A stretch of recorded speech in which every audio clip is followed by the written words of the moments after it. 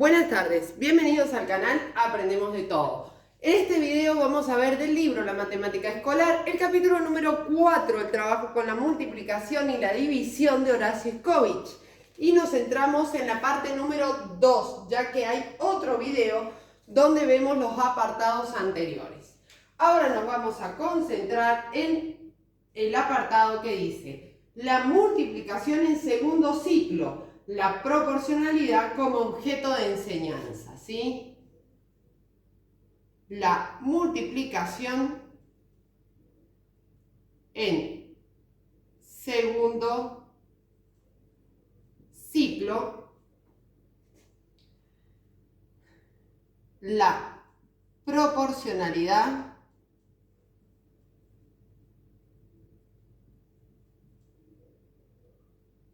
como objeto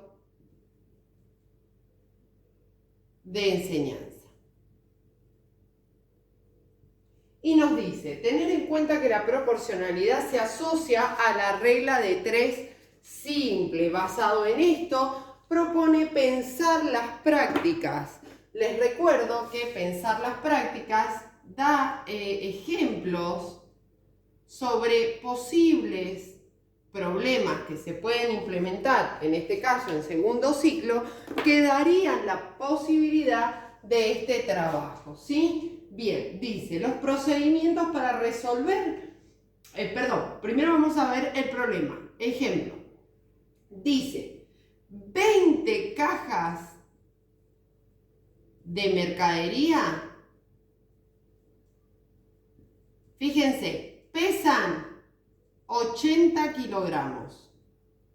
Y ahora miren la pregunta. ¿Cuánto pesan 30 cajas, 60 cajas y 120 cajas de mercadería? ¿Verdad? Bien. Primer procedimiento que pueden realizar los alumnos. Estas son posibilidades de resolución. Pueden decir, si 20 cajas pesan 80 kilos, significa que 60 cajas, que es 3 veces más, ¿cuánto va a pesar? Y 80 por 3, o sea, 240 kilos. Están aplicando la regla de 3 simple. Esta es una posibilidad. Y la otra posibilidad que podrían implementar los alumnos sería, bueno, ¿cuánto pesa una caja? Para saber cuánto pesan las otras. Bien, en ese caso podrían hacer 80 dividido, dividido 20, ¿sí? Para saber cuánto pesa cada caja. En este caso es 4, ¿sí? A ver, entendamos lo siguiente, son posibilidades de calcular. Otra sería 30 es el doble 60. Entonces, si triplico 30, puedo duplico 30, puedo triplicarlo y llegar a 120 también. Entonces, son producciones que pueden llegar a hacer los alumnos, más allá de que son opciones. Va a haber otros que grafiquen, etc. En estos procedimientos vemos las propiedades de las diferentes formas de proporcionalidad sin necesidad de institucionarlas en el aula. Es decir, cuando hablamos de institucionalización es cuando el docente dice, esto se llama regla de 3 simple y se hace de la siguiente forma, ¿sí? Antes de institucionalizarla, el alumno ya está construyendo la forma de aplicarlas. Entonces, en el momento que las institucionalicemos, va a tener un sentido ese aprendizaje, ¿sí? El análisis que se desarrolla en cuanto a los alumnos realizan permitirá identificar qué recurso de cálculo aplicaron. También podemos incluir en este tipo de problemas los números racionales, ¿sí? Y acá vamos a hacer un paréntesis para aclarar a qué nos referimos cuando hablamos de números racionales, números enteros, etcétera, ¿sí? Bien.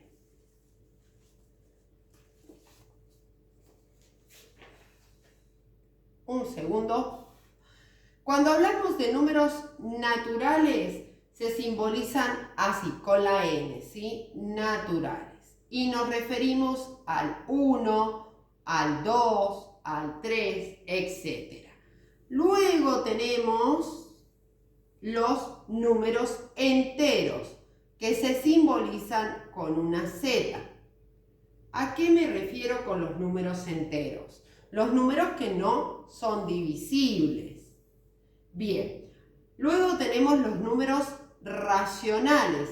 Esta es su simbología. Dentro de los números racionales voy a encontrar los números fraccionarios y voy a encontrar los números decimales, ¿verdad?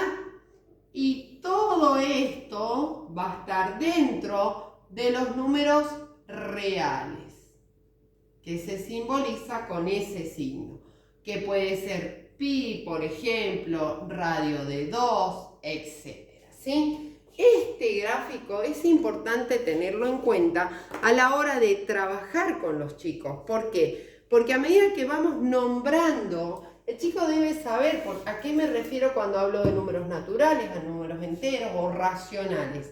Dentro de los racionales, ¿qué tipo de números puedo encontrar? ¿Sí? De a poco, a medida que nosotros, los docentes, vayamos nombrando estos números, interiorizar sobre los conceptos, ¿sí?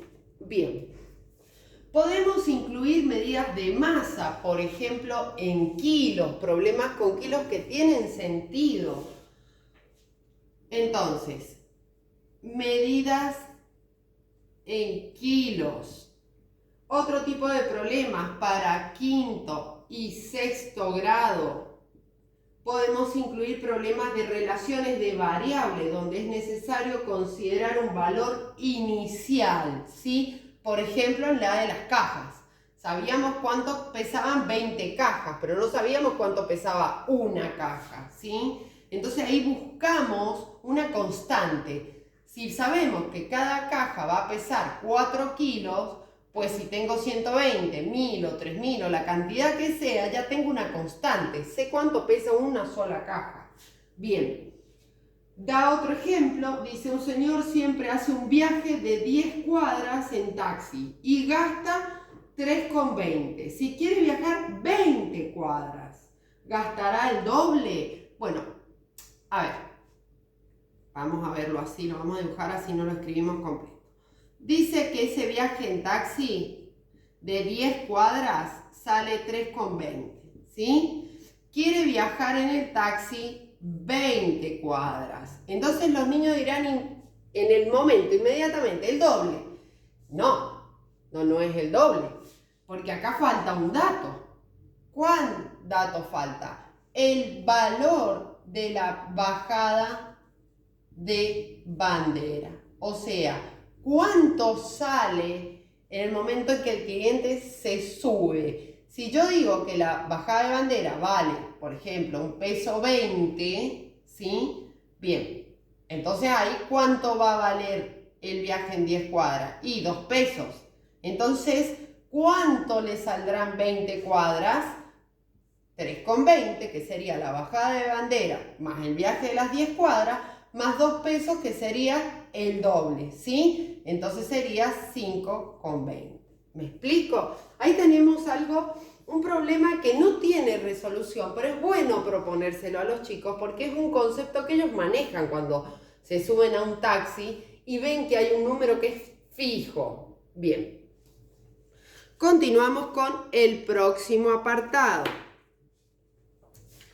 Recuerden que pueden contactarnos para clases individuales, online de psicología, pedagogía, didáctica, sujeto del aprendizaje, psicología educacional, etcétera, didáctica de la matemática, por nuestro mail aprendemosdetodo123@gmail o por nuestras redes sociales TikTok e Instagram, ¿sí? Bien, el próximo apartado dice, el estudio de las propiedades de la multiplicación. El estudio de las propiedades de la multiplicación.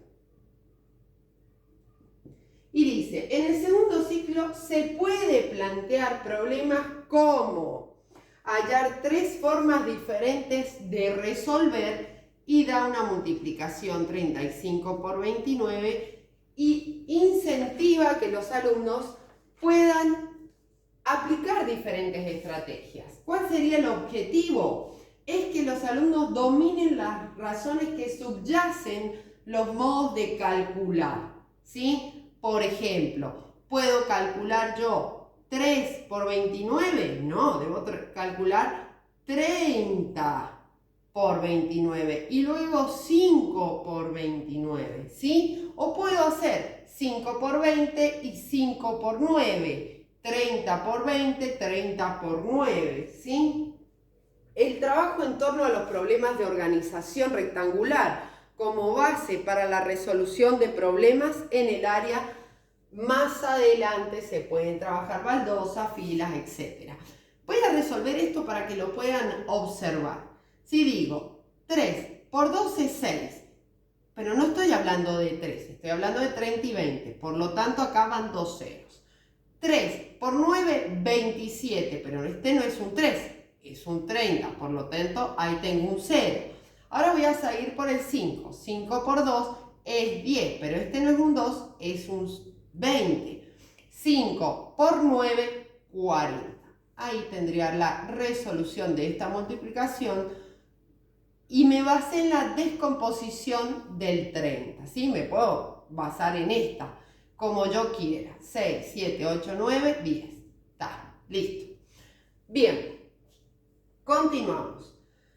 El análisis de las propiedades distributivas de la multiplicación, por ejemplo, cuando vamos a aplicar la distributiva.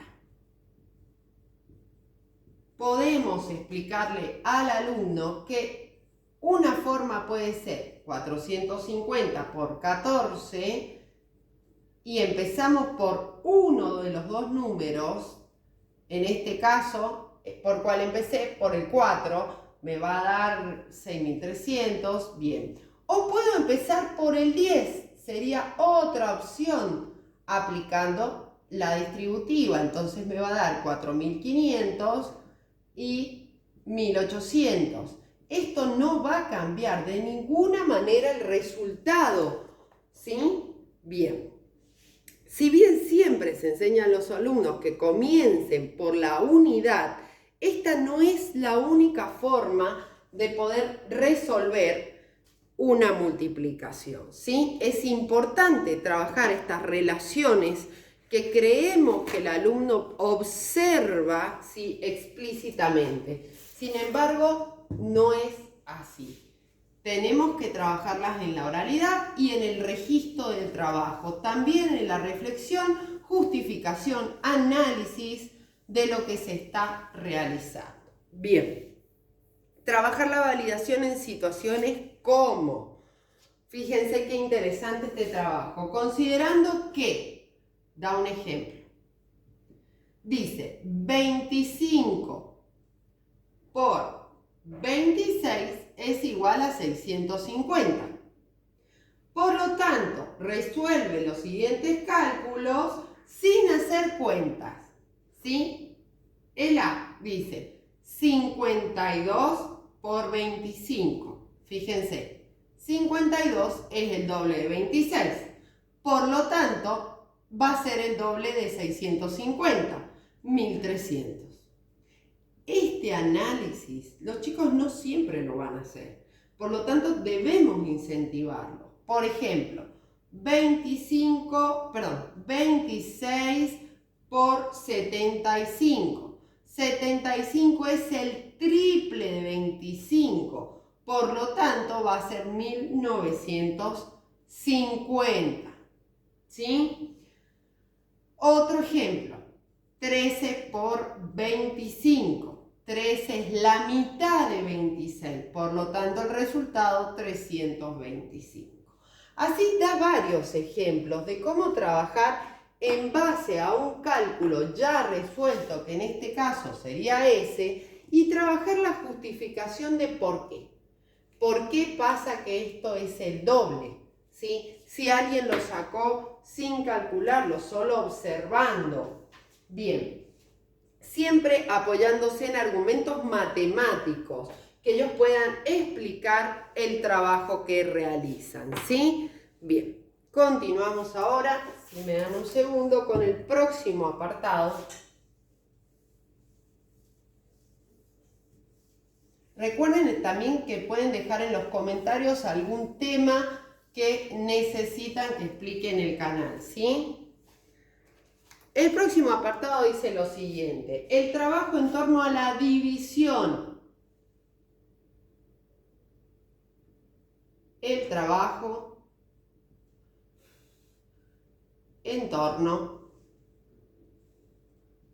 a la división. Dice lo siguiente: hay que entender que la división primero es una de las operaciones que más cuesta enseñar, ¿sí? Por lo que se debe trabajar desde los primeros años el concepto de repartir, no de partir, porque partir estamos hablando de fracción, sino de dividir, ¿sí? De repartir. Y dice, distintos problemas que invitan a la división. Distintos problemas que invitan a la división. Y en este caso dice promover. Y da varios ejemplos. En primer lugar, problemas de reparto. Fíjense, ¿reparto equitativo o no? Problemas de reparto equitativos o no. Por ejemplo, debo repartir 8 caramelos en 2 alumnos. ¿Cuánto le tocará a cada uno? Yo no dije que tenía que ser a cada uno la misma cantidad. Entonces los alumnos pueden decir 6 y 2, 3 y 5, ¿sí? Entonces, entender que eso es una variable de trabajo. Y cuando voy a hacer un problema, tengo que decir, cada niño deberá tener la misma cantidad, ¿sí? Que aprendan a elaborar estrategias propias. El aprendizaje,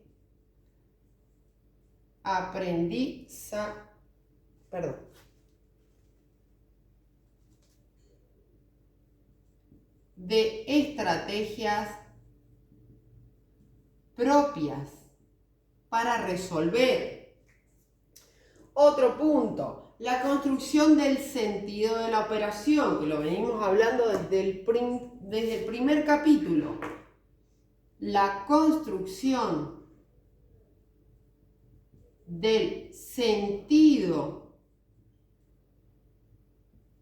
de la operación, cualquiera sea, y plantear tipos de situaciones, problemas que